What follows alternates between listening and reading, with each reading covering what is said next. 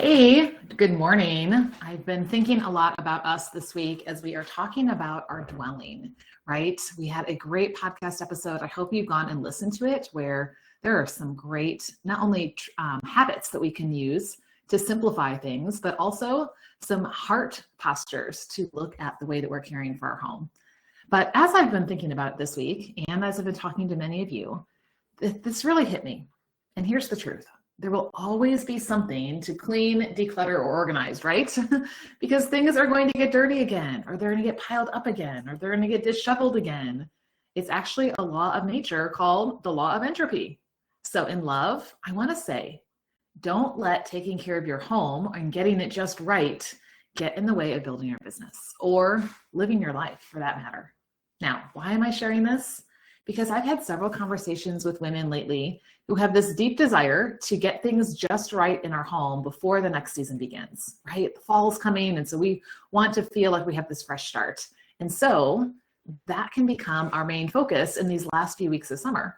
Now, I agree, it is a good thing to be taking care of our home and to be decluttering and to be, making sure that things are going to be able to run smoothly and not take up a lot of our time. But not if that means you're putting your business on the back burner over these last few weeks of summer. I don't think it has to be an either or. I think it can be a both and. But I get it, right? Like I see the dirt behind the appliances that should be cleaned. I see the cluttered closet that I need to go through, that disorganized drawer. And it's not that I don't care. It's just that I don't have an expectation of it all being done before I really sit down and focus on my work, right?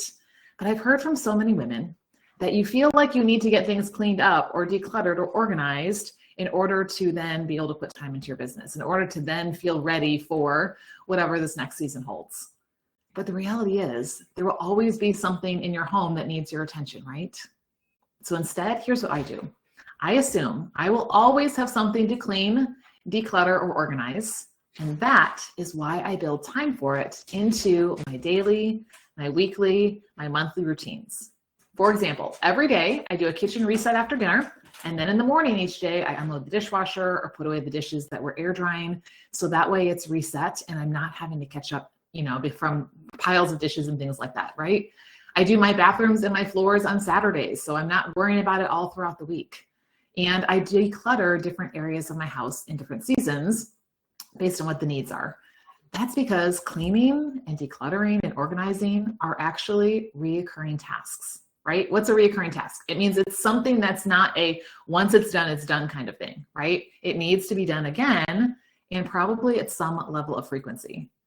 And it's amazing when you really look at it, how many of the things we do all the time, whether it's in our business, whether it's in our home, whether it's in our life, that is something that's happening on repeat, right? So that's why I teach how to build time-saving recurring routines inside the Redeem Made Love CEO program. Because we have these different areas of our life, and if we're always just adding those things to a to-do list, girl, that's going to be taking up way too much of this, right? So what recurrings do for you is actually twofold. One, it makes sure that you're giving consistent time to tasks so they don't pile up because they're getting your attention. We all know what happens. If things don't get our attention, one day they start demanding our attention, right? And then two, it really eliminates like 90% of your to-do list. Because most of the things that we do need to be done again, right? Maybe it's daily, maybe it's weekly, maybe it's monthly, maybe it's seasonally or yearly. And so it lives inside a routine, not on a list in your head. Chances are that you're going to need to clean that thing or declutter that space or organize that area more than once. So how do you get started with creating recurring routines so that you're not always thinking, I should be doing this, or stopping what you're doing, or putting your business on the back burner because you feel like this is pressing? Well, what you want to start with, step number one, is you want to start writing down all the household tasks that you do, right? And then you're going to have that first step of creating a recurring routine.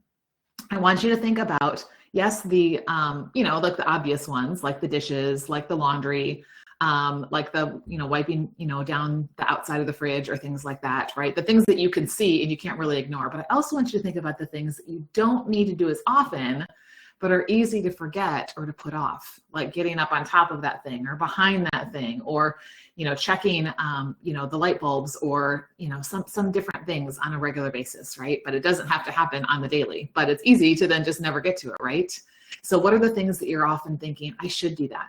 I should make time for that. I should get around to that. Our shoulds are good things to, put on that list, right? And I also recommend doing the same thing, doing a brain dump like that for your business. Because I'm going to tell you, the CEOs who have followed all the steps, this is step one, all the steps of the process in the program, find that it then takes them less time to get things done, and there are far less forgotten and dropped balls, so that way their time can be better invested in other places, right? So why not pay attention and give attention to things on the regular? Because what this really means is it not only frees up that mental bandwidth for what really needs your focus, like your loved ones or your business or your passions, it actually gives you the time to be able to go and do that. Wouldn't that feel amazing, right? Like, no more, I should do that someday, because when you follow the steps of the recurring routine building process, everything that should be done, right, will have a time and place, either in your day or your week or your month or your year. So that way you can let go of the guilt around it, and you don't have to be putting everything else on pause because now you can't put that thing off any longer, or you just can't stand, the state that it's in. So have you ever been there, like where all of a sudden you look and like the laundry basket's overflowing, the closet door is like really hard to shut, dust bunnies and the dog hair are rolling around like tumbleweed? Ask me how I know, right? When these things are getting your consistent time and attention, it's not going to get to that point. Notice I didn't say constant time and attention, right? Because really what it comes down to is, am I being intentional with what gets my time and attention and when? And that is key to being a faithful steward of your time, because we are called to not only care for our homes and our families that live in them, but we're also been called to a business. And when we're letting life and home take over and we're not then putting time into our business, that's not being a faithful steward of those things, right? But here's the thing. We ultimately want to be good stewards over having a clean floor, right? At the end of the day, what's really going to matter more? And since there's always going to be something to do, right? Don't let your dwelling tasks get in the way of what God has called you to in your business or in your life, right? So yes, declutter, clean, organize, get those things ready for fall. But imagine also going into fall, having put time into your business consistently on a daily, weekly, and monthly basis over these next few weeks. So that way those tasks and those projects are getting consistent time and attention, rather than just focusing on the decluttering projects, right?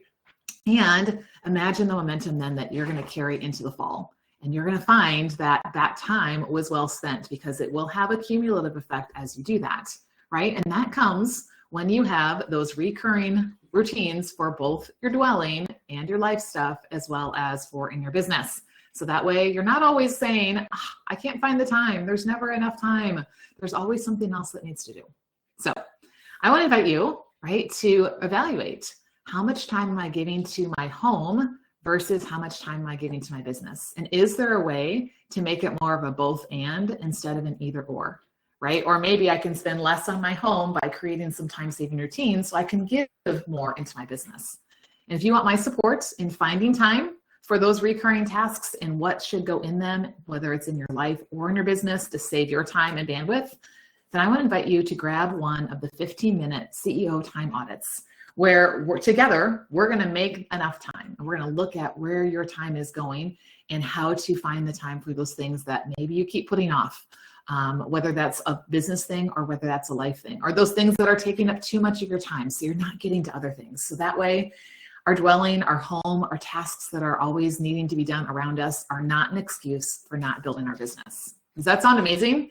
Okay, all you need to do is head to redeemhertime.com/audit, and you can grab a spot, and let's have a conversation and start shifting where your time is going, so that way you've got more of it. Sound good?